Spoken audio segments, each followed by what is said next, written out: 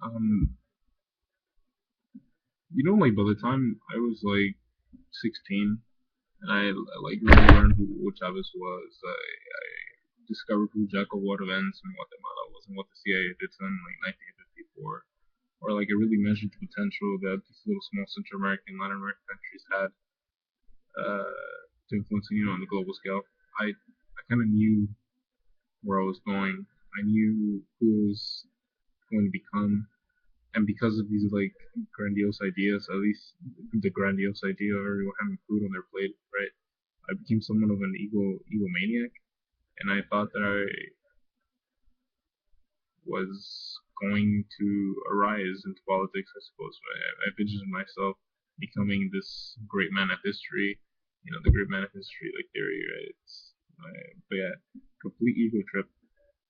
Um, where am I going with this? What I'm trying to say is I've had a sense of identity for a long time, and now that my identity is shifting, it's curious to see what I'm still carrying with me, like stuff that I just won't change.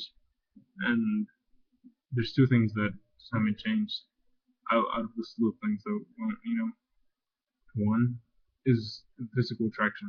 Of course, I'm not saying me. I'm saying my physical attraction towards someone else. What I find attractive.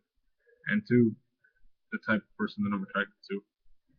I don't think that's changed. I think out of my dating history, I think I've been looking for the same person, but I'm somewhat blinded. I'm usually blinded by my own awareness. And because of my own awareness, I tend to make the wrong decision. I tend to choose the person that I know isn't right for me because I'm usually really afraid that I'm gonna choose the right person, but I'm gonna completely fuck it up because I'm not ready. And I think when you're gonna come to LA before you went to your internship, and I was dating that girl, and I kind of like blew you off.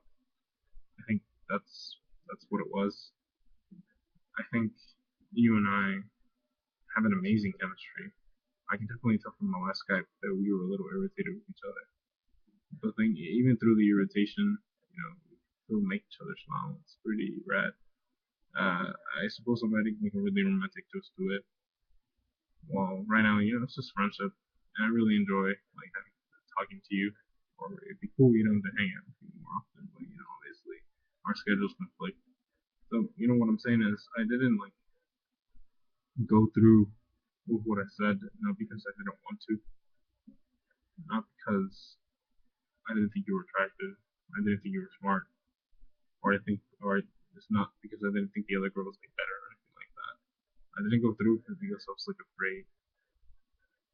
Because I met you and I got to know you. Honestly, the first time we hanged out, the first thing I had in my mind is like this girl's way too good for me. Usually, all the girls that I've ever hanged out with and they're attractive, I usually hit on them, because I want to have sex. But when I hanged out with you, I was like, this girl's fucking beautiful. She's intelligent. There's absolutely no way she's gonna be like into a person like me. I guess that's like my own little self-esteem coming out right there, right? And surprisingly, like, you were a little bit into me, and it was really difficult to process that because I completely shifted how little I think of myself. I suppose you know it's not even honest or anything like that. I think it's just like more of an ego being pushed down, not on purpose, but anyways, what I'm trying to say is, I didn't like blow you up or anything like that, not because I I didn't want to be with you. I kind of blew you up because I was scared. Like honestly, do believe that I was scared. I don't think I would have been able to handle like such fucking awesomeness. Seriously, for lack of a better term, you know, there's a lot of poetry that there's poignant poetry that I don't share with anyone. There's a lot of stuff that never goes on Tumblr. There's a lot of stuff that stays mental. There's a lot of stuff that stays written in the journals and shit like that. I'm not calling myself a writer, but I am calling you a muse. The thing about like writers, I'm not a writer. Like the thing about writers, they completely romanticize, fantasize. And the thing is, it's extremely egotistical to be because they usually plug themselves into the story as these fucking like knights, or these fucking like great gentlemen. And I realized it was a complete douche of me. But let me just tell you, like my heart was in the right place, honestly. Like I was really afraid that I was gonna have something really beautiful for you, and I just felt I didn't deserve that. You know, I think you're amazing, and I would love, I would love to do a lot of things with you. You know, even if that constitutes like never be naked with you, and obviously not wrestling on my bed or anything like that.